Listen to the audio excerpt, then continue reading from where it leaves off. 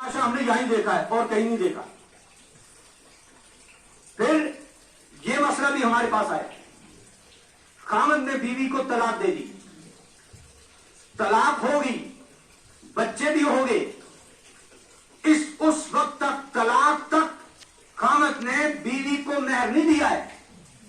बीवी कहती है मुझे ये बच्ची मेहर में बख्श कर दे दे, तो अब ये बच्ची मैं साथ लाई हूं, ये मैंने मेहर में ली है। मैंने कहा कप्तान मेहर नहीं बन सकती है ये तो। अगर वो मेहर बन सकती है तो फिर क्यों नहीं आप अपने बच्चों को बच्चियों को फरोख्त क्यों नहीं बाजार में करते? इनकी खरीद और फरोख्त इंसान की हो ही नहीं सकती है।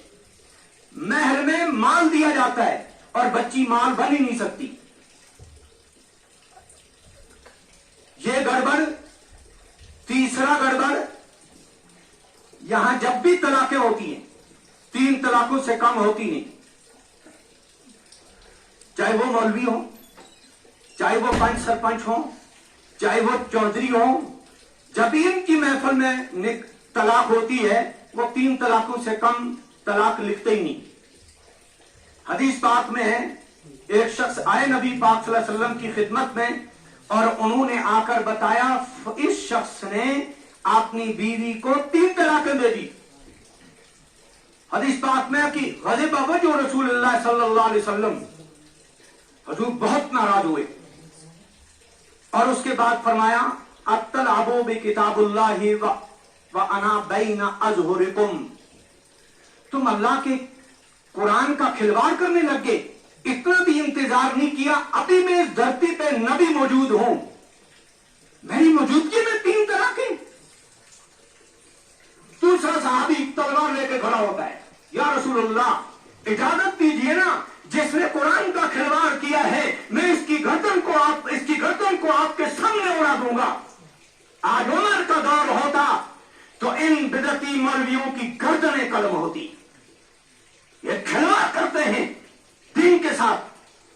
फिर 3 तलाकें, उसके बाद हलाले का कारोबार यहां चलता था, वो इस बंदे ने बंद किया है। इस मौलवियों को मेरे साथ चिढ़ क्यों है? लड़ाई क्या है? मैं तो कश्मीर के उस पार का हूं, मेरे पास किसी का जमीन का इतना 1 इंच नहीं है। लड़ाई किस बात की है? लड़ाई इस बात की है कि हमने इनकी आलमी तिजारतों की मंडियां सख्त पड़ गई हैं। हमने इन पर कारी ज़रबे लगाकर जो ये दीन का खिलवाड़ करते थे उस खिलवाड़ पर हमने कारी ज़रब लगाई है। ये मेरे साथ जंग है इनकी। मैं इनको दावत देता हूं, जो तुम करते हो अगर ये सही है मुंह मांगा इनाम तुम्हें दूंगा। ये गड़बड़ इसलिए कि जैसे कोई दीन को जानने वाला कोई है ही नहीं, पूछने वाला कोई नहीं। शायद ये कोई ऐसा पसमानदा दीन है इसका नाम ही लेने वाला कोई नहीं रहा। एक केस मेरे पास आया, मैंने कागज पढ़ा, कागज में मुझे शक हो गया।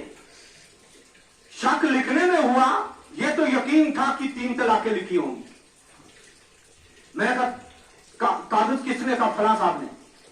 मैंने दाएं बाएं फोन किया, उस शख्स का नंबर लिया, क्या मैंने उसको फोन, मैंने कहा कागज आया है, इसमें तलाकें कितनी लिखी हैं? कहा जी हमने 3 लिखी, 6 तलाक बराबर। मैंने तुम्हारा बेड़ा गर्क, 3 क्यों लिखी? कहा ये दोनों आपस में लड़ रहे थे, ये एक दूसरे के मुकाम को जलाने लगे। मैंने कहा अच्छा तुमने शरीयत को पामाल कर दिया और इनका मुकाम बचा लिया।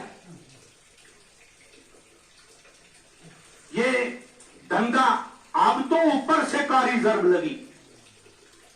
पार्लियामेंट में बिल पास हुआ, अब कोई हिम्मत नहीं कर रहा है, 3 लिखते हैं। एक शख्स मेरे पास आया, कहा मौलवी साहब ने तलाकनामा लिखा फिर उसको छुपाया और मुझे कहा अल्लाह के लिए मेरी तारीफ बाहर नहीं निकालना कि मैं फंस जाऊंगा। जरूरत है वो कागज लिखो जो अदालत में दी जाए। शरीयत ने हुक्म दिया है तलाक लिखो, क्या परेशानी? क्यों 3 पे पहुंचते हो? क्यों अपने हाथ से अपने दीन का खिलवाड़ करते हो? शरीयत ने बिल्कुल मना किया, लेकिन मुसलमानों ने इसमें जब इतने इस पर ڈٹ کے کھڑے ہو گئے, خلاف ورزی کرنے لگے, غیر مسلموں کو بھی اس میں مداخلت کرنے کا موقع مل گیا. یہ ضرورت اس بات کی ہے کہ ہم ذرا سمجھیں اللہ کا دین کیا ہے. ہماری نجات صرف دین میں ہے.